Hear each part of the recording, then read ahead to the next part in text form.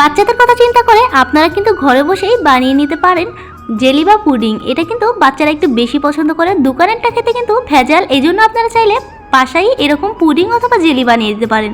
এটা বানাতে চাইলে আপনারা যে কোনো পুষ্টি উপাদান মিশিয়ে দিতে পারেন। আমি এখানে দুধের তা বানিয়ে নিয়েছি, আপনারা চাইলে ডাব অথবা অন্যান্য পুষ্টিকর উপাদান দিয়ে বানিয়ে নিতে পারেন। প্রথমে আমি দুধটাকে গরম করে এর মধ্যে পরিমাণ মতো চিনি আর একটু আগার আগার পাউডার দিয়ে এটাকে জেলি টাইপের বানিয়ে নিলাম।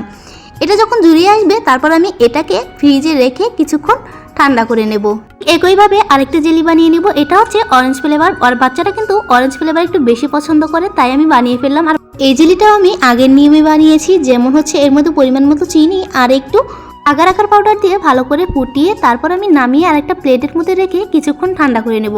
ঠান্ডা হয়ে আসলে কিন্তু এটা একদম জেলির মতো হয়ে যাবে। আর জেলি হয়ে গেলে আমাদের আজকের এই জেলি হয়ে গেলে এগুলো আমি সুন্দর করে কেটে নেব, একদম টুকরো টুকরো করে, যাতে এটা দেখতে সুন্দর হয়। এভাবে করে আমি সাদা এবং লাল দুইটাই কেটে নেব। দেখুন কি সুন্দর দেখাচ্ছে।